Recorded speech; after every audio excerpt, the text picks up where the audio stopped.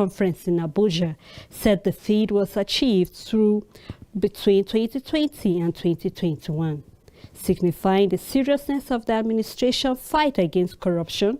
The minister said that the NFIU in 2020 and 2021 revealed 96 financiers of the terrorism in Nigeria, 424 associates and supporters of the financiers, involvement of about 123 companies and 33 bureau de change, in addition to identifying 26 suspect bandits and kidnappers and 7 co-conspirators. The analysis has resulted in the arrest of 45 suspects who will soon face prosecution and seizure of assets. NFIU has also sent 1,165 intelligence reports on cases of corruption, money laundering, and other serious offenses to 27 domestic agencies for investigation, prosecution, and asset recovery. On terrorism financing, NFIU has intelligence exchange on Boko Haram, ECWA, banditry, kidnapping, and others with 19 countries. Mohammed also praised the effort of the administration in identifying and plugging loopholes of financial outflow. He also gave the administration a pass mark for the high recovery of the large fund and conviction of lotters of public funds by its anti-graft agency in recent years. He said to check corruption, the government will enforce Executive Order 10 on financial anatomy for the 3 arms of government.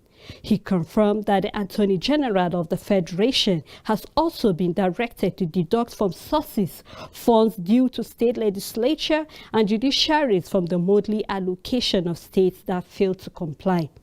However, the governor of Borno State, Governor Babagana Zulum, on Thursday, warned that the Islamic State West Africa province, ECWA, is a threat to Nigeria as a whole, and he also called for a retooling of the military to stop the terror group from growing into a greater monster.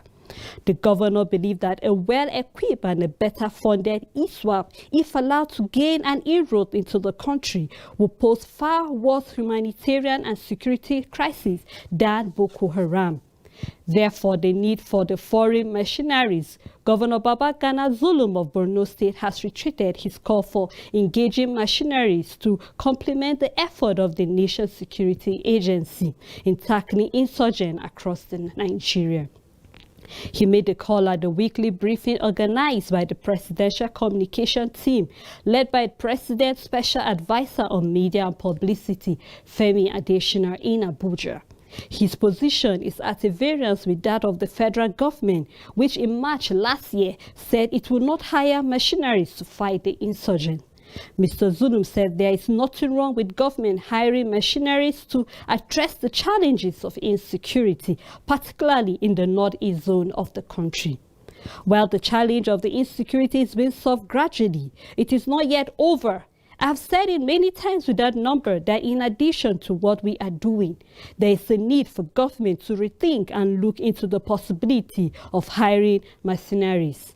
I have said it times without number, there is nothing wrong. America, Britain, many more countries that are stronger than Nigeria used to seek support from outside. There is nothing wrong because this problem has been compounded. And it's not easy for us to solve the security challenges that we are having now. While Nigeria is providing a lot of things, the federal government is buying equipment to defend this insurgent once and for all before the matter reaches outer parts of the nation. This is very important whether we like it or not. We have an existing gap that we need to fill. And this gap by now cannot be filled without external support, Mr. Zulum said. The governor also stressed the need for the federal government to sanitize the recruitment processes into the army, police, and other security organizations. The Social Economic Rights and Accountability Project, SIRAP, has sued President Muhammadu Buhari over his failure to inquire the alleged 3.1 billion naira of public funds missing from the Federal Ministry of Finance and persecution of suspects. Joining the suit are respondents are Abubakar Malami, the son, Minister of Justice and Attorney General of the Federation. And Mrs. Zainab Ahmed followed the allegations by the Office of the Attorney General of the Federation in 2018 and 2019 annual audit report that the 3.1 billion naira of the public fund was missing, misappropriated, or unaccounted for. According to SERAP, investigating and persecuting the allegation and recovering any missing public fund will serve the public interest and earn immunity of perpetrators. He also added that the consequences of corruption are felt by citizens on a daily basis, the poverty rate and opportunity deprived. They are also arguing that complying with the constitutional requirements and the international standards on transparency and accountability will ensure effective management of public resources and put the country's wealth and resources to work for the common good of all Nigerians. In the separate news, Justice Binta Nyako of the Federal High Court in Abuja on Wednesday has imposed a 200,000 naira fine on Attorney General of the Federation, Abubakar Malami, of truncating the trial of the 4 co-defendants of the indigenous people of Biafra, IPOB leader Nnamdi Kanu, on reasonable fellow charges. The court ordered the federal government to pay each of the defendants 50,000 naira for inconveniencing they suffered as a result of the absence of the lead counsel to the federal government. Mr. Shaibu Megadi Melari Nyako, who was visibly angry at the way the trial was abridged, ordered that the money must be paid to the defendant before the adjourned date of March 17. The four defendants are Bright Chimeze, Chidere Onweke, Benjamin Maduwa, David Unworusi. They had, through their lawyers, complained bitterly on the hardship they suffered while trying to raise funds for their transportation to Abuja. The Federal Executive Council, Fed, has approved $328.37 contract for consultancy service for the supervision of the various railway projects in the country. The Fed also approved 115.4 billion naira for the dualization of the proposed Kanu-Zure-Guluma highway in Katsina State from the single carriage to dual carriage. This was disclosed at the State House after the week virtual Fed meeting presided over by President Muhammadu Buhari at the presidential villa in Abuja. The Minister of Transportation, Chubuke Amechi, giving a breakdown of his ministry presentation at the meeting, said he presented 2 memoranda, one of which was in respect of the consultancy service, adding that the second one was for the concession of Onitsha River Port. For the consultancy services, the following contractors were approved with $183.7, GIX Engineers Infrastructure Excellencies, Yorison and Partnership Limited, Core Consulting Engineering PLC, that's for Abuja to Warri. For the consultancy service for supervision of Port Harcourt Maiduguri Railway with the branch lines to Boni Deep Seaport and Port Harcourt Industrial Park and then to Warri, Kiari Consult SDMB HD Jumbo Global Services Limited at $97.5 million. The first one is $38.4 million. Asked why the federal government abandoned the agreements with China on the construction of railway across the country, Amechi said there was a delay. The government has been waiting on the Chinese to give the loan applied for. Till today, they have not replied. They kept delaying the government, and the delay will not extend their tenure. He added, we have gone to Standard Chartered Bank. While they have done financial closure, they have approved some level of funding. We are also pursuing Port Harcourt Maiduguri line with Standard Chartered Bank. The Lagos-Kano part of it will come from the Standard Chartered Bank, and part of it will come from some of the commercial banks in China, he said. The minister said Fed also approved a second memo to aid the waste battery management policy for Nigeria. Momara said Council approved the award of contract for the consultancy service on the building of the corporate headquarters of the National Health Insurance Scheme in Abuja. The need has become inevitable to expand what is on ground to improve the operational efficiency of that agency. Happily, the Council considered the memo and approved the same. A bill seeking to scrap the National Security and Civil Defense Corps (SNCDC) has been introduced in the House of Representatives. The bill, sponsored by Shini Peda, APC Oyo, was read the first time on Tuesday. It seeks to repeal the NSCDC Act of 2007 and transfer the personnel and assets of the agency to the Nigerian Police Force. According to the synopsis of the bill, Mr. Pede is proposed to create a transition management committee to superintend over the NSCDC, develop regulation, and implement procedures for the transfer of assets and personnel of the Corps to the Nigerian Police Force. Mr. Peda said the expansion of the function of the NSCDC is a duplication of the mandate of the police. He further said the agency is currently a waste. Fragmentation of the security resource across multiple competing agencies is counterproductive. The mandate of the NCNDC has expanded that it has now become a duplication of the Nigerian Police Force. This has led to affordable conflicts. Every single function of the NSCDC can be done or is being done by the Nigerian Police Force. He added it is a waste of scarce resource, which has an annual budget of almost 100 billion. Mr. Pede noted that the asset and the personnel of the NSDC will be absorbed by the Nigerian police, hence no loss of job. The NSCDC Act of 2003 led to the establishment of the Corps under the former President Olusegun Obasanjo. Section 5, subsection 3 of the Act said it will have the power to arrest with or without a warrant, detain, investigate, and institute legal proceeding by or in the name of the Attorney General of the Federation in accordance with the provision of the Constitution of the Federal Republic of Nigeria against any person who is reasonably suspected to have committed an offense under this act. The bill will follow the legislative process before it is passed or rejected. The National Financial Crime Commission, EFCC, has charged Nigerian senator and the former governor of Imo State, Rochas Okorocha, with the allegation he's conspired with others, including an APC politician and 5 companies, to steal 2.9 billion naira from public coffers. EFCC filed the charges total 17 on Monday at the Federal High Court Abuja Court document exclusive. In addition to Mr. Okorocha, other defendants are Eyeme Eyirere Chinyenyi, Ineftech International Limited, Perfect Finish Multi-Project Limited, Consolid Project Consultant Limited, Prifma International Limited, and Legend World Concept Limited. The charges were filed about the same time Mr. Okorocha was declared his intention to run for the office of the president in 2023.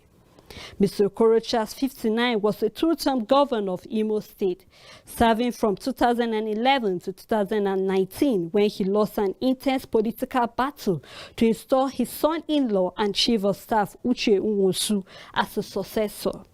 He, however, succeeded in winning the Imo West senatorial election for himself as a candidate of the APC. The returning officer alleged she was forced to declare Mr. Okorocha the winners under duress, making INEC delay issuing him a certificate of return. His co-accused, Mr. Inyerere, open source search showed was the APC governorship candidate in 2015 Abia election and currently serving as a commissioner at the National Pension Commission. Mr. Inyere featured in all the 17 charges and is accused of conspiring with Mr. Okorocha to steal and launder 2.9 billion naira belonging to Imo State and local government area in the state in contravention of the Money Laundering Act 2011.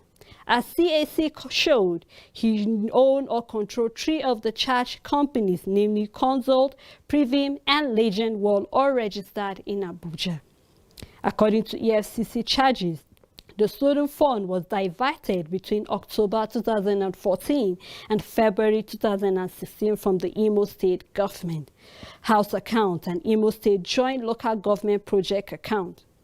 Rochas Okorocha declared that the recent episode between him and the Economic and Financial Crime Commission was political, motivated by cowards who wouldn't want to expose themselves. He accused the Imo State government of mishandling security crisis in the state, stating that the persecution of the indigenous people of the Biafra was unnecessary. Okorocha disclosed this on Thursday to the State House correspondent shortly after a closed-door meeting with the President, Major General Muhammadu Buhari. On February 1, 2022, the EFCC filed 2.9 billion naira fraud charge against the lawmaker representing Imo West Senatorial District. The development came just hours after he officially declared his presidential bid for the 2023. Speaking on Thursday, Okorocha said the fresh charges were politically motivated, which is why he was at the State House to seek the president's intervention to avoid continual harassment by the anti-draft agency. He said, "I intimidated Mr. President on what is going on between me and the Economic Financial Crime Commission and the harassment and intimidation that I'm getting from EFCC literally on a daily basis.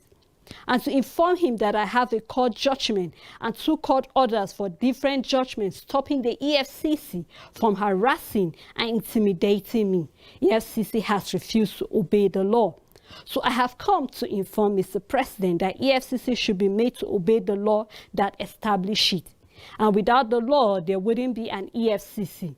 And the desperation with which they go about any affair that concerns me should stop." The EFCC claimed that they recovered a sum of 5.9 billion naira from my account, which the account found to be untrue. In other words, they were biased and they prejudged me. On that basis, the court ruled and ordered that they should not interrogate and harass me further. This has also not been obeyed. Why I said it's politically motivated is that some people are instigating the EFCC to do this, which is wrong. But as to who particularly, the person must be such a coward who doesn't want to expose himself. The former governor, who explained that he was in the State House to demand justice, argued that he will not seek the president, arguing that he was not seeing the president avoid being investigated by EFCC, but rather to make the anti-draft agency comply with external orders issued by the courts. Finally, following a press statement by the Plateau State government through the Honorable Commissioner of Works, Pambod Mang, on the update of the construction of the interchange flyover at the British-American Junction and realization for the British-American Junction to Lamingo Junction, it will be recalled that the present administration made a press statement to work on the British-American Junction to Lamingo Road following the increased gridlock that always occurred there. The work on the junction started on the 30th of January 2022 with the geotechnical survey, soil tests, load tests, and others, with construction work to commence too. In view of that, the Commissioner has asked motorists to find alternative routes to their destination, some of which is the Turuada Road to Dobkabali Road, Secretariat Junction through Plateau Hospital Road, Plateau Hospital Roundabout to Dibizan Way, Abattoir Dogon Kerfe to roundabout Plateau Hospital Road, Abattoir Dogon Kerfe roundabout through Hope Hill Hospital to Ministry of Land and Survey, ECWA Headquarters Road, Rayfield to Lamingo Road, and Golan Bay through Shaka to Liberty Bonneville Road. This is also an awareness to motorists coming from outside the state to know and find alternative routes if needs be. The Commissioner said that the government regrets any inconvenience that the development has caused and urges the people of Plateau State and environ to cooperate with the government. And that is all from the news. We shall take a short break, and when we come back, my guest shall be joining me and our phone lines will be open. Remember, we're live on Facebook and also on YouTube, so you can keep the conversation going on by following us there. Just stay tuned, I'll be right back.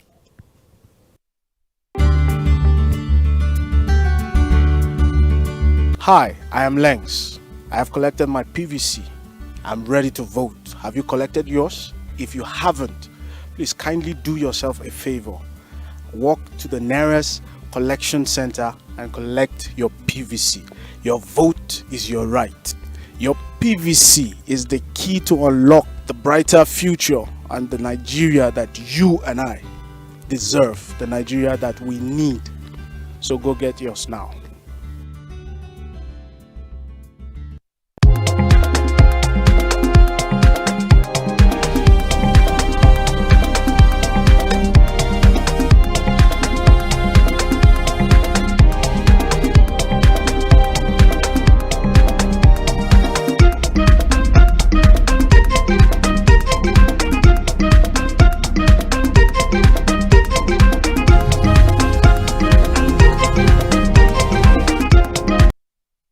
Welcome back. If you're just tuning in, the program is National Talk, and we have been looking at some of the events that have been happening in the nation within the week. I am your host, Sele Elisha Dasham, and joining me is Mr. Steve Aluko Daniel. He is a civil rights activist. Welcome to the show, sir. Happy new beginning. Thank you so much, sir, for joining us. And remember that the phone lines are open, so in between the conversation, you should call us and tell us what you feel about what has been happening in the nation, and also to recommend a way forward for us to solve some of these issues happening in the nation. So, sir, I would like us to start with the war against terrorism. It's no longer a news that it seemed like insecurity has come to stay, which we are not praying for it to stay. But then looking at the lots of things that have been happening in the nation, the visit of the vice president to Castina, and also the president has assured Nigerians that they should give them some months. They are possibly going to work on seeing how peace can return to the nation. And also we just saw that there was they released some names of those who are behind the sponsor of Boko Haram and also the sponsor of the ECWA. And we know that this list it's not just coming this year. I mean, the list was given to us, I think, from last year. UAE gave us a list of some of the people that are behind the sponsoring of this Boko Haram and also ISWAP. Now, I don't know, in your own view, what did you think is the place of rule of law? Because if you were to ask me, I think it seems like the rule of law is really not in effect. But then, just like we know that for us to have a democracy that is going to stand, the rule of law need to take its place. So what is your take concerning all these events that have been happening? And also we know that the governor of Borno also came up with the fact that we need to borrow machinery is coming from other countries. So what is your view concerning all this that has been happening, sir? I think first and foremost, it's very important that we get the situation very, very clear. The book of Isaiah chapter 1 verse 4 talks about clearly on what can lead to insecurity. And part of what we have in that scripture talks about unnecessarily people laden by iniquity, people that are bound into evil doing. And then thirdly, it also talks about children that corrupt. Corrupt as people that are in position that are also corrupt position. And finally, you also talk about going backward. If you just oppose what we are having about insecurity in Nigeria and how it has lasted a long time, you see that these are the factors that is largely promoting insecurity. Call it banditry, call it terrorism, call it ethnicalism, call it banditry. Criminality, whatever, ritual killing and gangsterism and the rest of it. You can see that all these are embedded in that scripture, Isaiah chapter 1, verse 4. And what is the way forward? I love what the governor of Borno State have said. It's not out of place for us to even get mercenary. Getting mercenary does not even mean that you are incapacitated. It could be for strategic reason. You don't want to unnecessarily expose your men. You can get mercenary to do one or two things. And either the government of Nigeria like it or not, we do have them. Because a great number of different sectors within our security forces, some of them do what they call covert security arrangement and the rest of it. And either you like it or not, putting together what we have at stake is not out of place to get a mercenary. Because as we have it today, a lot of governmental institutions and institutions to have converted, counter-terrorism, extremism is not there. You go to many of the rural areas that are worse hit today, there's no presence of any police there. There's no presence of any law enforcement agent. There's no presence of any security barrack or security outpost in most places. I come from Rukuba here, that is very close. There's no security outpost there. So if you put all these factors together, and given what we are spending on insecurity, it's not out of place. So I totally support what the governor is saying. And if you look at his approach, it's a complementary effort. That while we are cushioning the effect or the gap in other areas, we should be able to take this as immediate action. Because you cannot talk about rule of law when there is no life to enjoy rule of law. So should we allow our citizens to be maimed, killed, destroyed before we think otherwise? And either we like it or not, that's the best way to go. We've seen it that even the little gain we've been able to gain is because we've had cases of either multinational joint task force complementary what we are doing, or we have the civilian JTF coming on board. I can tell you that if we put all these factors together like other countries, we might be able to nip the problem and bring it to a manageable level. Okay, still on insecurity, because we cannot displace the fact that like lots of things need to be put in place, and just like you said, it's not out of place for us to seek for help from foreign people, because it's normal. When your hand is short, you need help. But is it out of place to say that, possibly because here we are having a member from the House of Representatives saying that we don't even need the Civil Defense Corps any longer because they are serving as the same purpose that the police are doing. And here we are saying that we're not even having sufficient hands enough to tackle the insecurity, even when you're going to look at the mercenaries that we use as a country, or looking at the armories that we have, it seems as if we don't even have enough to cover. So would it be out of place to say that we have not looked at what we have internally, and we're trying to look at having help from other nations? No, either we like it or not, Nigeria is signatory to a lot of international protocol, convention, and the rest of it. It's not out of place. Nigeria have gone to other countries to help. We've gone to Gambia under the Buhari regime. We've gone to Liberia. We've gone to many other countries. So it's not out of place. It is part of a collective security network globally that can come in. It's not out of place for our president to ask for the UN to come in. After all, we have our people serving at that level. So it's not out of place, so we must bring it in. And secondly, talking in terms of deficiency of armory, there's lack of discipline. Not too long ago, we had a report where our Inspector General of Police cannot even give adequate account of the armory, of arms that we have in armory and the rest of it. And if you also compare what we even have on the ground to what the terrorists are using and the bandits, you realize that we sure need the mercenary that have superior power and that can also manage it. The best we can do is to make sure that the time frame is there so that they don't also take advantage of the whole thing. Like I said, corruption is part of why we are not winning the war as expected. We've not been able to even hold the security institutions accountable in terms of money that is given to them, in terms of even weapons that they bring in. Recently, the president ordered the arrest of some top security brass that imported or vetted the process of getting arms into this country. And at the end of the day, the best they get for all was the worst in the country. And some of them using their companies as a cover-up. And then going to what the House of Rep member is saying, I think he needs to have a rethink, and I'm sure the National Assembly will definitely make sure that this bill does not see the light of the day. Because if you look at the act establishing the NCNDC or something like that, it's meant to localize the security architecture.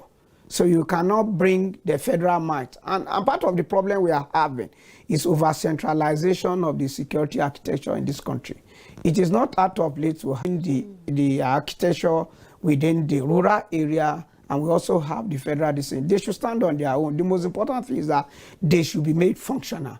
they should be given all the facility that they needed at the end of the day. So to me, that bill is not a welcome development. Rather, we should be looking at National Assembly that we hold the executive accountable in terms of resources that they spend those far, and also hold those in charge of security to give account themselves. Because part of why we have not won this war, there's deliberate negligence, there's deliberate conspiracy, even within the military and the rest of it. So why is it that anybody that is hitting hard on the Boko Haram or the ECWAs at the end of the day are the one killed? These are the issue. No, so our best men and best women are being killed by day because of their nationalistic zeal to fight this war. So we must be able to bridge the gap in this area. So it's not just the mind. You need to also win the confidence of the people and the trust of the people so that they can volunteer information. And at the end of the day, okay, you claim in your report that you have linked them to 19 countries. At the diplomatic level, what stand have you taken on those countries? This is an issue. And then you were talking about... Looking at national issue in the nation that have been happening within the week. What's your take on it? Any of the topics we said? Hello, Fidelis, are you there? Good evening.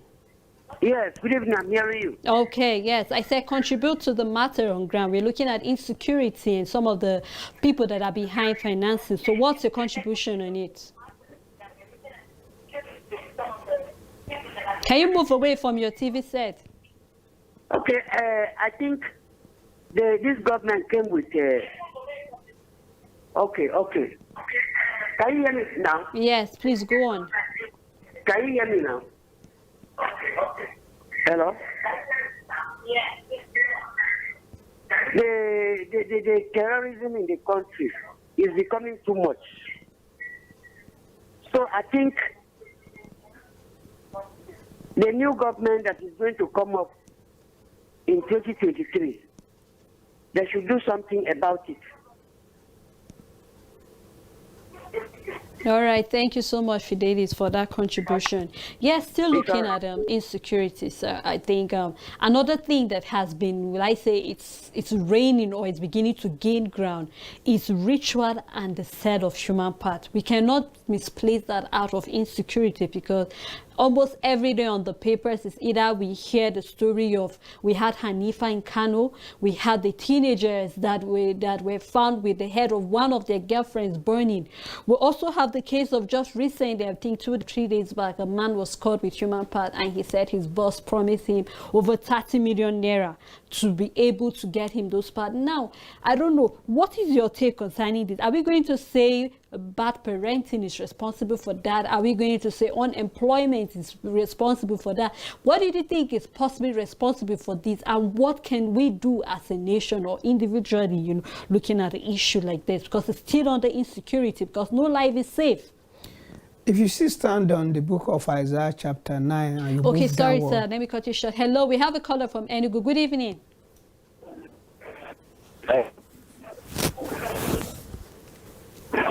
Something is wrong with their studio.